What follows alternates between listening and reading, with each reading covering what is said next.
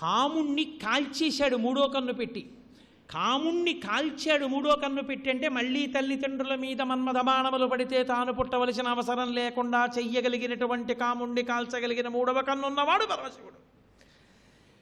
శరీరంలోకి వెళ్ళిన తర్వాత చంపేది యమధర్మరాజు. ఆ యమధర్మరాజుని తన ఎడమకాలితో తన్ని చంపినవాడు పరమశివుడు.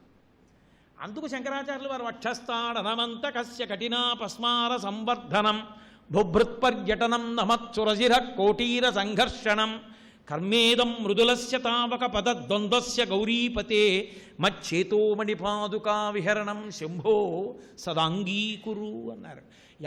యమధర్మరాజు వక్షస్థలం మీద తన్ని నువ్వు ఎంత బడలిపోయావో తండ్రి, కాబట్టి నా మనస్సు అనేటటువంటి మణిపాదుక తొడుక్కోవయా అని అడిగారు ఆయన. అంటే అంత భక్తి శంకరులకు లేక మనకి నేర్పడం కోసం. కాబట్టి యమధర్మరాజుని తన్నినవాడు శివుడు, మన్మధుణ్ణి కాల్చినవాడు శివుడు. మన్మధుడు పునర్జన్మకి గుర్తు, యముడు మరణానికి గుర్తు. పుట్టుక మరణము లేకుండా ఉండాలంటే ఆయన పాదం పట్టుకోవాలి. ఆయన అంటే ఆయన ఆవిడ కలిపి, ఎందుకని మూడో కన్ను ఉమ్మడాస్తి. ఆవిడికి మూడో కన్ను ఉంటుంది, ఆయనకి మూడో కన్ను ఉంటుంది. మీరు శ్రీ సూక్తంలో చదవట్లా, త్రయంబకే దేవి నారాయణి నమోస్తుతే. నారాయణి అంటే నారాయణుని చెల్లెలు, నారాయణి త్రయంబకే దేవి. ఆయన త్రయంబకుని ఇల్లాలు, ఆమెకి మూడో కన్ను ఉంటుంది. అందుకే శంకరాచార్యులు వారు సౌందర్యలహరి చేసినప్పుడు త్వయాహృత్వా వామంబ పరిపరితృప్తేన మనసా అన్న శ్లోకంలో ఆ మూడో కంటి గురించి ప్రస్తావన చేశారు. అది ఉమ్మడాస్తి. కాబట్టి ఇద్దరూ కలిపే మూడో కన్ను తెరిచారు. ఎడంకాలు యథార్థానికి అమ్మవారిది. ఎందుకని వామార్థ భాగే ఆవిడుంటుంది ఎడం వైపు. ఆవిడ తన్నింది యమధర్మరాజుని. ఆవిడెందుకు తన్నాలి అంటే కాలు ఆవిడిదేమో, కానీ కాలు కదలాలంటే మనసేనా పనిచేయాలి. ఆ మనసు ఇద్దరికీ రెండు లేవు, ఒక్కటే వాళ్ళిద్దరిది. ఒకటే మనసు పార్వతీ పరమేశ్వరులది. దాంపత్యంలో దంపతులకి రెండు మనసులు ఉండవు, ఒకటే మనసు. అందుకే సుందరకాండలో స్వామి హను శంశుపావృక్షం మీద కూర్చుని సీతమ్మ వంక చూసి అస్యాదేవ్యా మనస్తస్మిన్ తస్య చాస్యాం ప్రతిష్ఠితం తేనేయం చ ధర్మాత్మ ముహూర్తం అభిజీవతి అంటారు. సీతమ్మ మనసు రాముడి దగ్గర, రాముడి మనసు సీతమ్మ దగ్గర ఉంది. వీళ్ళిద్దరి మనసులు ఎవరివి వాళ్ళ దగ్గర లేవంటారు. పార్వతీ పరమేశ్వరుల మనసు ఒక్కటే. అందుకని ఎడంకాలతో తంతే ఎడంకాలం అమ్మవారిదైనా పరమశివుడికి కూడా చెందుతుంది. కాబట్టి ఇద్దరికీ చెందుతుంది. ఇద్దరికీ చెందుతుంది కాబట్టి ఇద్దరి పాదములను కలిపి నువ్వు పట్టుకుంటే నువ్వు అభ్యున్నతిని పొందుతావు. అందుకే ఏకామ్రేశ్వర సహిత కామాక్షీదేవి యొక్క పాదములను పట్టుకుంటే ఆయన నీకు ఆ మోక్ష సుఖాన్ని అందిస్తాడు. ఇది చెప్పడానికి ఒరేయ్ నాన్న నిన్ను నేను కాలాతీతుణ్ణి చేస్తానురా, బెంగ పెట్టుకోకు, నేనున్నానురా, నువ్వు నా కొప్పు వంక చూడరా, నా కొప్పు చూస్తే నా కొప్పులో చంద్రరేఖ కనపడుతుంది. ఇది నీకు తాపం లేకుండా మళ్ళీ పుట్టడం మళ్ళీ చావడం ఈ ఇబ్బంది లేకుండా చెయ్యగలిగినటువంటి దాన్ని నేనే అని చెప్పడానికి. కానీ అసలు ముందరి ఒక బాధ అన్నది ఎరుకలో ఉండాలా? అబ్బా చాలా బాగుందండి, మాకేం ఇబ్బందిగా లేదు, మీరే అలా నోరు కొట్టుకుంటున్నారు కానీ హాయిగా పుట్టడం చావడం ఎంత బాగుంది అన్నవాడికి ఈ శ్లోకం ఎందుకు? అయ్యి బాబోయ్ నిజమేనండి, పుట్టడం అంత కష్టం, చావడం అంత కష్టం, ఎందుకు వచ్చిన గొడవ అండి, ఉండేది 70 ఏళ్ళు 80 ఏళ్ళు, ఈ లోపల ఎంత అల్లరి, అటు ఇటు రెండు పక్కల. అందులోకి రావడం ఏడుపు, వదిలిపెట్టడం ఏడుపు, ఈ మధ్యలో మన ఏడుపు, ఎంత ఏడుపు, ఎందుకు వచ్చిన గొడవ, అప్పుడప్పుడు నవ్వు, ఎందుకు వచ్చిన అల్లరి, వద్దండి హాయిగా పరమేశ్వరుడు ఎందుకు కలిసిపోతానంటే ఒక మాట అనవలసి ఉంటుంది. శంకరాచార్యులు వారు శివానంద లహరిలో మనకి నేర్పుతారు. అసారే సంసారే నిజ భజన దూరే జడధియా భ్రమంతం మామంధం పరమకృపయా పాతుముచితం తదన్యకోదీన అంటారు. అయ్యా శంకరా, అసారే సంసారే, అసారమైన సంసారమనందు తిరుగుతున్నాను నేను, మళ్ళీ పుట్టి మళ్ళీ చచ్చి, మళ్ళీ పుట్టి మళ్ళీ చచ్చి. నువ్వు ఇలాంటి వాళ్ళందరినీ రక్షించగలిగిన వాడివి నువ్వు. అలాంటి రక్షించగలిగిన శక్తి నీ దగ్గర ఉంది. అలాంటి రక్షణ శక్తి కోసం ఏడుస్తున్నవాడిని నేనున్నాను. నీకెంత అదృష్టం పట్టిందయా రక్షించడానికి నేను ఒకటి దొరికాను ఇవాళ. లేకపోతే ఏం చేసుకుంటావు, ఆ శక్తి ఉపయోగించడానికి ఒకటి దొరికితే కదా వాడడం. నేను దొరికా, నీ అదృష్టం వాడుకో అన్నారు. ఎంత గడుసుతానమండి. ఆయన వాడుకుని ఆయన తరించాలన్నారు శంకర పరమేశ్వరుణ్ణి. కాబట్టి నా బోటిగాడు దొరికాడు కదూ, నన్ను అనుగ్రహించి ఇంకా పుట్టకుండా చేసేయి అన్నారు. అమ్మవారు కారుణ్యలక్ష్మి ఎందుకయిందంటే ఆ కారణం చేత. కాలాంబోదే, నల్లగా ఉన్నటువంటి మబ్బు లాంటి కొప్పు అందులో ఉన్న చంద్రరేఖ దర్శనం చేసినంత మాత్రం చేత మళ్ళీ మనం పుట్టవలసినటువంటి స్థితిని కల్పించగలిగినటువంటి కారుణ్యమూర్తి కనుక. అంటే కామాక్షి దర్శనం ఒక్కటి చాలురా నిన్ను ఎంత స్థితికైనా తీసుకెడుతుంది. కామాక్షి ధ్యానము, కామాక్షి దర్శనము, కామాక్షి శ్లోక పఠనము నీకంత వైభవాన్ని ఇస్తుంది అని చెప్పడానికి ప్రథమ పాదాన్ని అలా పూర్తి చేస్తూ రెండో పాదం దగ్గరికి వచ్చి అన్నారు, మధ్యే సౌదామిని మధులిహాన్ మాలాం రాజయంతి. అమ్మా, మధ్యలో ఒక పెద్ద మెరుపు ఒకటి కనపడుతోంది. ఆ మెరుపు పక్కన, ఆ మెరుపులో మంచి గండు తుమ్మెదల బారు ఒకటి కనపడుతోంది అన్నారు. అసంభవం కదా. మెరుపులు వచ్చాయనుకోండి, తుమ్మెదలు ఉండవు, వెళ్ళిపోతాయి. తుమ్మెదలు ఎప్పుడు వస్తాయో తెలుసా? తుమ్మెదలు రావాలి అంటే ఆకాశం అంతా ప్రశాంతంగా ఉండి వర్షం లేకుండా వాతావరణం చల్లగా ఉంటే తుమ్మెదలు వస్తాయి. మాకు మారేడుమల్లి అని ఒక ఏజెన్సీ ఏరియా తూర్పుగోదావరి జిల్లాలో, అట్నుంచి భద్రాచలం పెడతారు.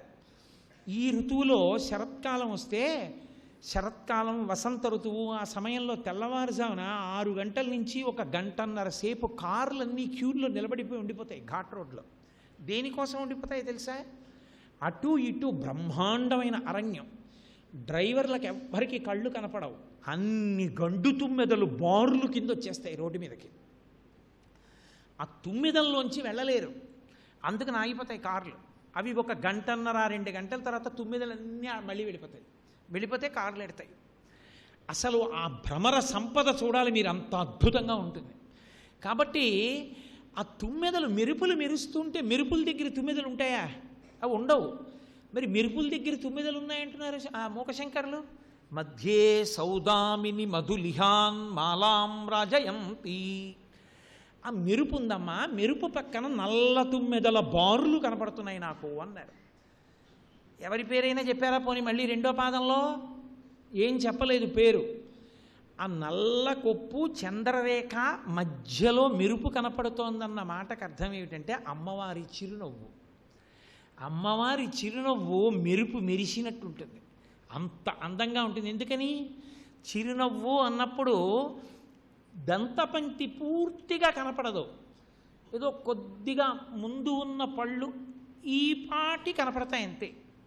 కొద్దిగా కనపడుతూ ఆ పెదవులు ఇలా విచ్చుకుని ముఖమంతా రాగరంజితమై ఆవిడ చూస్తే, ఆ చిరునవ్వుతో అమ్మవారు కూర్చుంటే ఆ చిరునవ్వు మెరుపు మెరిసినట్టు ఉంటుంది. మెరుపుకి లక్షణం ఏమిటో తెలుసా? వెంటనే కంటిని ఆకర్షిస్తుంది. వెలుతురు ఎప్పుడు కంటిని లాగుతుంది. కంటికి నాయక నయన, అది కంటిని లాగితే మిగిలిన ఇంద్రియాలని లాగుతుంది. అంటే మీరు ప్రయత్నపూర్వకంగా ధ్యానం చెయ్యవలసిన అవసరం లేకుండా అమ్మవారి మందస్మితం మీ ధ్యానంలో మీ దృష్టిని లాగేస్తుంది. మెరుపు తీగ ఎలా ఉంటుందో నీ యొక్క చిరునవ్వు అలా ఉంది. ఆ మెరుపు పక్కన గండు తుమ్మెదల బారులు ఉన్నాయి. ఏమిటి ఆ గండు తుమ్మెదల బారులు? ఆడవారి చూపులను చెప్పవలసి వస్తే శాస్త్రంలో ఒకే ఒక్క ఉపమానం వేస్తారు.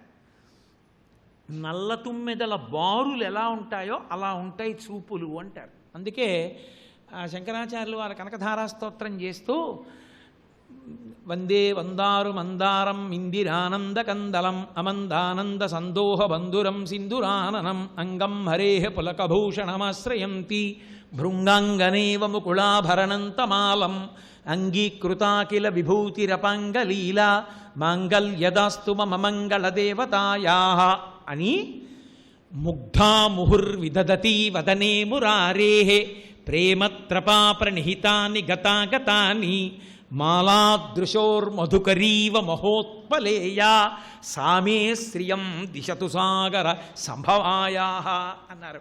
మహోత్పలేయా, ఆ శ్రీ మహావిష్ణువు యొక్క ముఖం మహాపద్మంలా ఉంటుంది. అమ్మవారి చూపులు అవి ముగ్ధా ముహుర్విదదతి వదనే మురారేః ప్రేమత్రపా ప్రణిహితాని గతాగతాని. అబ్బా, ఏమి వర్ణించారో మహానుభావుడు. ఆవిడ ముగ్ధ అన్నారు. ముగ్ధ అంటే ఇంకా పూర్తి స్వాతంత్రం రాని పెళ్లి కూతురు కాబట్టి భర్తని చూడాలని ఉంటుంది. ఆయన్ని ఇలా ఓరకంట చూసుకుంటూ ఉంటుంది. నల్ల తుమ్మెదల బారులో ఉంటాయి ఆ చూపులు. తుమ్మెదలు పువ్వు దగ్గరికి ఎలా పెడతాయో అలా విష్ణువు వంక చూసుకుంటూ ఉంటుంది. విష్ణువుకి కూడా చూడాలని ఉంటుంది, అందుకని ఆయన ఇలా చూస్తాట. చూస్తే ఆయనని తను చూస్తున్నాడన్న విషయం చూసేశాడని సిగ్గుపడి తల దింపేసుకుంటుంది. మళ్ళీ పోని ఉండగలదా? కాసేపు ఆగి ఆయన ఎవరో మాట్లాడుతున్నారు లేని ఇలా చూస్తూ ఉంటుంది. మళ్ళీ ఆయన ఇలా చూస్తాట, సిగ్గుపడి మళ్ళీ తలదించుకుంటాడు. ముగ్ధా అంటారు శంకరాచార్యుల వారు. ముగ్ధా విదధతి వదనే మురారే ప్రేమత్రపా ప్రణిహితాని గత ఆగతాని. వెళ్ళొచ్చేస్తున్నాయి చూపులు. మాలాదృశోర్ మధుకరీవ మహోత్పలేయ, గండు తుమ్మెదల బారులో ఉన్నాయమ్మా నీ చూపులు అన్నారు. అమ్మవారి చూపులు అలా ఉంటాయి. అసలు లోకంలో ఒక మాట చెప్తారు పెద్దలు, అమ్మవారు చూడ్డాన్ని చూడని వాడెవడున్నాడో వాడికన్నా అసలు అప్రయోజకుడు లోకంలో ఇంకొకడు లేడు. ఎందుకో తెలుసా? ఈ ప్రపంచంలో పరమపావనమైనటువంటి పేర్లు కలిగిన మహాక్షేత్రములు, సంగీత సాహిత్యములకు ఆటపట్లు, పరమపావనమైన క్షేత్రములు దేనివల్ల వచ్చాయో తెలుసా? అమ్మవారి దృష్టి ఎక్కడ కొంచెం ఆగితే ఆ క్షేత్రాలు వచ్చాయి. ఆవిడ ఇలా తిప్పుతూ ఉంటుంది దృష్టి. ఇలా తిప్పుతున్నప్పుడు ఆవిడ ఒక్కొక్కసారి ఆగింది, ఆవిడ దృష్టి అలా చూసింది, ఒక్క క్షణం చూసి తిప్పింది. ఆవిడ ఎక్కడ ఆపిందో అది మహాక్షేత్రమైంది.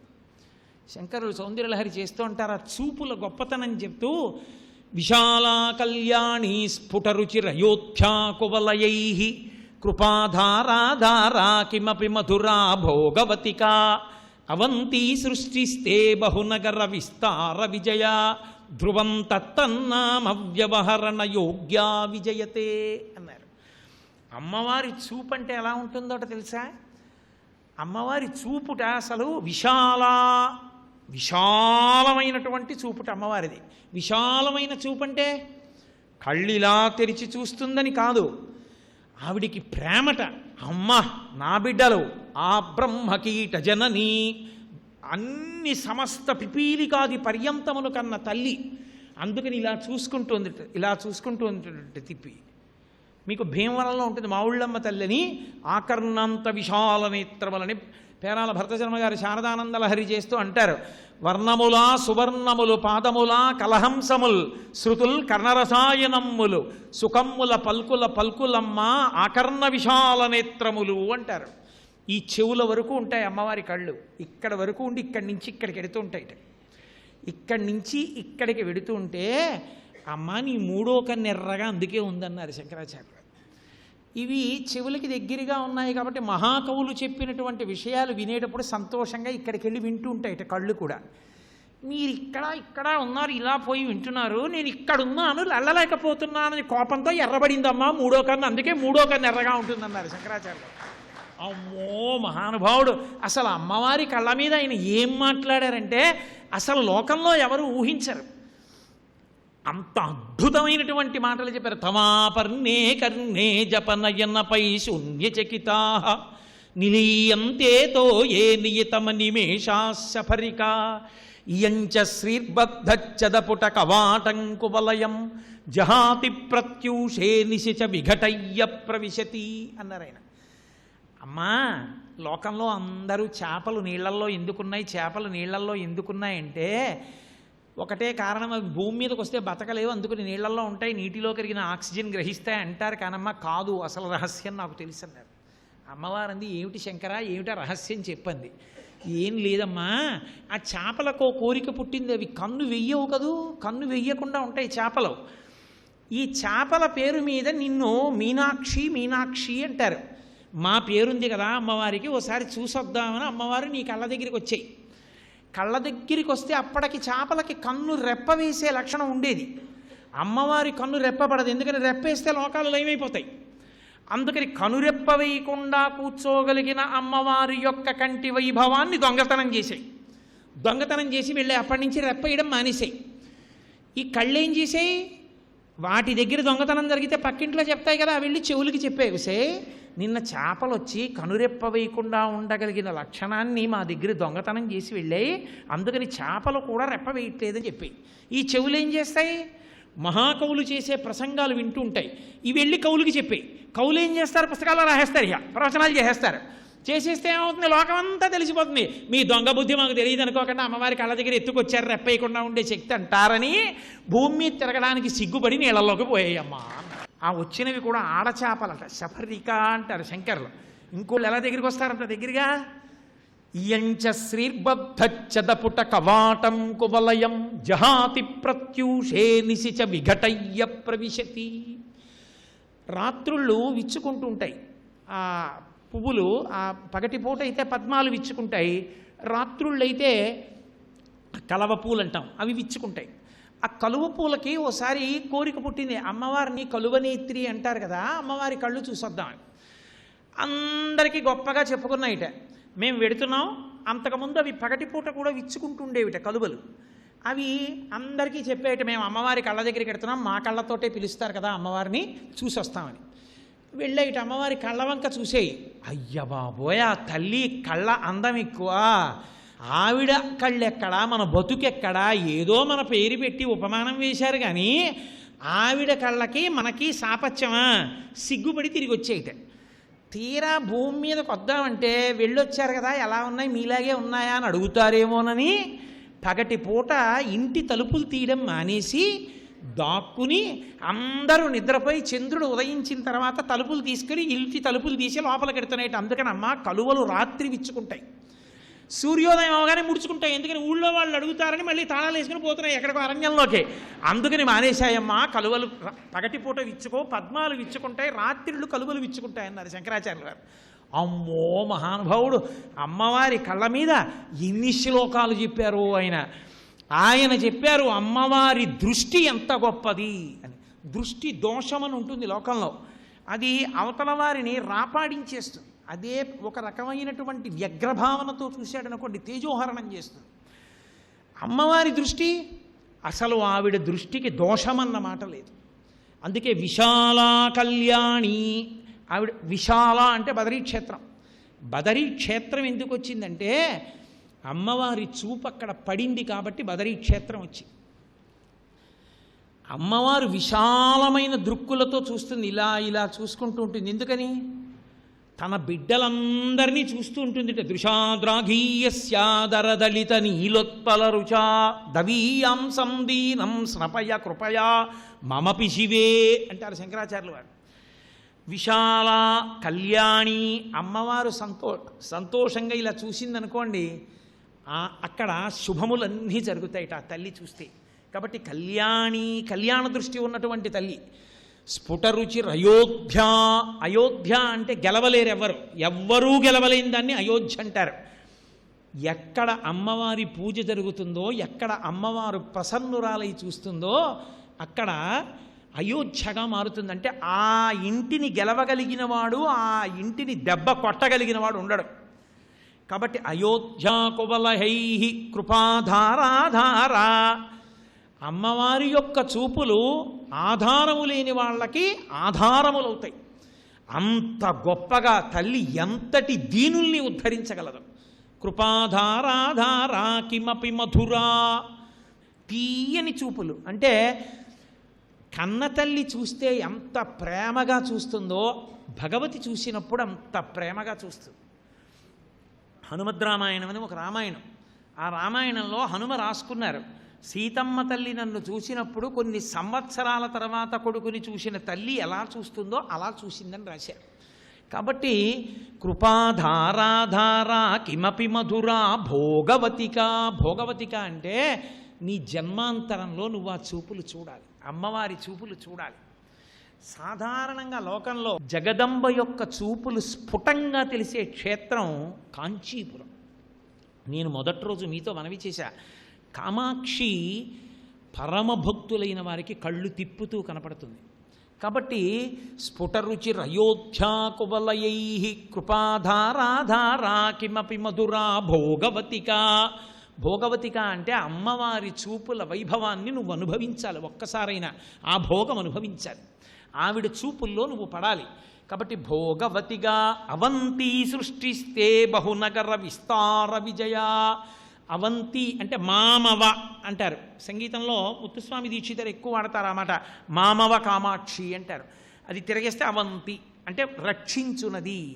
అమ్మవారి చూపులు ఎవరి మీద పడ్డాయో వాళ్ళని ఆవిడ రక్షిస్తుంటుంది ఎప్పుడు. కాబట్టి అవంతి సృష్టిస్తే బహునగర విస్తార విజయ.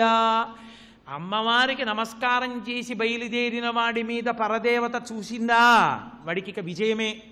విజయం ఇవ్వగలిగిన చూపులు, ఇంత గొప్ప చూపులు కలిగినటువంటి తల్లి కనుక ఆ చూపులను వర్ణిస్తున్నారు మూకశంకరులు. అమ్మా అవి ఎలా ఉన్నాయో తెలుసా? మధులిహ మాలా, ఒక నల్ల తుమ్మెదల బారు వెడుతుంటే ఎలా ఉంటుందో అలా ఉన్నాయి నీ కంటి చూపులు. ఆ చూపులు అంత గొప్పవమ్మా. అంతేనా? ఆ చిరునవ్వు మెరుపులా ఉందమ్మా, అంత గొప్పది. ఈ చిరునవ్వు ఈ కన్నుల చూపులు కలుసుకుంటున్నాయి, అందుకని మెరుపుల వెనక ఈ నల్ల తుమ్మెదల బారుంది. అమ్మా ఈ రెండూ చూసినవాడు, ఆ వెలుగులో అమ్మకి కనపడ్డవాడు, అమ్మ యొక్క కన్నుల చూపులు చూసినవాడు ఎంత ధన్యుడమ్మా. కాబట్టి తల్లి మాలాం రాజయంతి, ఆవిడ ముఖమండలం, ఆవిడ యొక్క చిరునవ్వు అంటే మామూలు అనుకోకండి. ఎంత అద్భుతమని చెప్పారంటే మనకి ఒకానొక చోట శంకర భగవత్పాదులు సౌందర్యం ఏదో అనేస్తూ ఉంటాను, శ్లోకాలు గుర్తుండద్దు, ఏదో పరమేశ్వరుడి దైవాల జ్ఞాపకం వస్తుంటాయి. శంకరులు ఒక శ్లోకంలో అంటారు, స్మిత జ్యోత్స్నాజాలం తవ వదన చంద్రస్య పిబతాం చకోరాణామాసీత్తసిర అతిరసతయా చించు జడిమా అతస్తే సీతాంశో అమృతలహరీ ఆమ్లరుచయా పిబంతి స్వచ్ఛందం నిశి నిశి భృశం కాంచిక దియా అంటారు. చకోర పక్షులని ఒక పక్షులు లోకంలో, అవి వెన్నెల తింటూ ఉంటాయి, చంద్రుడి వెన్నెల తింటాయి. వాటికి ఎప్పుడో కోరిక పుట్టిందిటే చంద్రబింబంలా ఉంటుందంటారు కదా అమ్మవారి ముఖం, చూసొద్దామని వెళ్ళే అమ్మవారి దగ్గరికి. అమ్మవారు చిన్న చిరునవ్వు నవ్వింది వాటిని చూసి. చంద్రబింబం యొక్క కాంతులు తినడం అన్న అలవాటు వాటికి ఎందుకు వచ్చిందో తెలుసా? అవి అమ్మవారి ముఖం చూసేయి, ఆవిడ చిరునవ్వు చూసేయి, ఆ చిరునవ్వులో ఒలుకుతున్న అమృతాన్ని తాగేసేయి. బాగా పటికి బెల్లం తినేశారనుకోండి, భార్య ఇచ్చిన కాఫీలో నువ్వు పందార వేయలేదే అంటాడు. మీరు పటికి బెల్లం తినేశారండి, కాస్త ఉప్పు కలికోడి నవలండి అంటుంది. అలా అవేం చేశాయి? అమ్మవారి చిరునవ్వు తాగేసాయి. తాగేసేటప్పటికీ వాటికి నోరంతా బెరడ కట్టేసింది, అంత తీపి అమృతం తాగేసేవి ఆవిడ చిరునవ్వులోని అమృతాన్ని. వాటికి ఇంకేమైనా తిందామంటే రుచి తెలియట్లేదు, కాస్త పుల్లగంజి ఎక్కడైనా ఉందేమిటి కాస్త నోట్లో వేసుకుంటామని అడిగాయి. వాటికి పుల్లగంజి ఏమిటంటేట, చంద్రకిరణములు పుల్లగంజిలా ఉంటాయిట, అందుకు తాగుతాయిట. ఎప్పుడో అమ్మవారి చిరునవ్వులో ఉన్న అమృతాన్ని తాగిన కారణం చేత ఇప్పటికీ చకోర పక్షులు చంద్రకిరణాలని తింటున్నా కూడా వాటి నోటికి పట్టిన మాధుర్యం వదలలేదన్నారు శంకరాచార్య. సర్వం శ్రీ ఉమామహేశ్వర పరబ్రహ్మార్పణమస్తు. స్వస్తి.